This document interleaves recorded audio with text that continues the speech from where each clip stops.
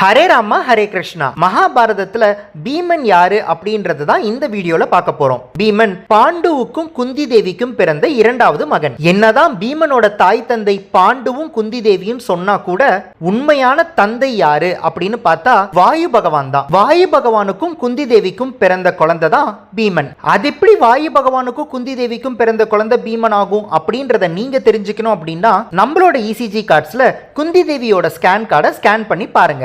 பீமனும் மற்ற பாண்டவர்களும் காட்டுல தான் பிறந்தாங்க.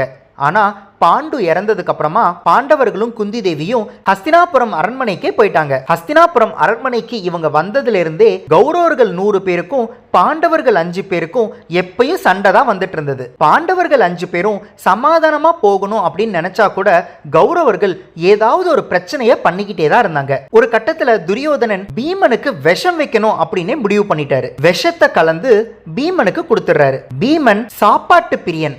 அதனால எதை பத்தியுமே யோசிக்காம விஷம் கலந்த உணவை ஆசைப்பட்டு சாப்பிட்டுட்டாரு. சாப்பிட்ட உடனே மயங்கிட்டாரு. உடனே கௌரவர்கள்ல சில பேர் பீமனை தூக்கிட்டு போய் கடல்ல போட்டுறாங்க. கடலுக்குள்ள நாக தெய்வங்கள் பீமனை காப்பாத்தி அந்த விஷம் முறிவுக்கான விஷத்தை கொடுக்கறாங்க.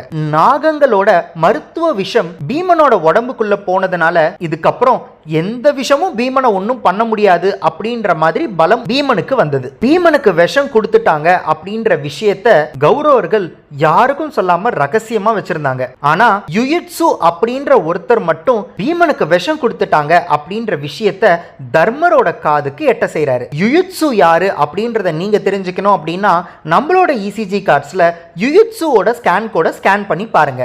விஷம் கொடுக்கற அளவுக்கு போயிட்டாங்க அப்படின்ற விஷயம் குந்தி தேவிக்கு பயங்கர வருத்தம் ஏற்பட்டுச்சு. ஆனா பீஷ்மரும் வித்துரரும் ஏதோ சின்ன பசங்க தெரியாம செஞ்சுட்டாங்க, இனிமேல் அப்படி நடக்காம நம்ம எல்லாரும் பார்த்துக்கலாம்னு குந்தி தேவியை சமாதானப்படுத்திட்டாங்க. மகாபாரத யுத்தத்துல பீமன் தான் 100 கௌரவர்களையும் கொன்னாரு. சபையில பாஞ்சாலி அவமானப்படுத்தும் போது 100 கௌரவர்களையும் என்னோட கையால கொல்லுவேன் அப்படின்னு சபதமும் எடுத்தாரு.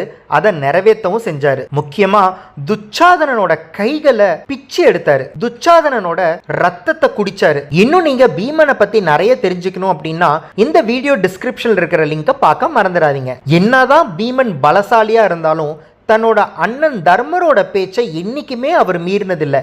அதனால நம்மளோட இசிஜி கார்ட்ஸ்ல பீமனுக்கு பாசிட்டிவ் சிம்பிள். ஹரே ராமா ஹரே கிருஷ்ணா.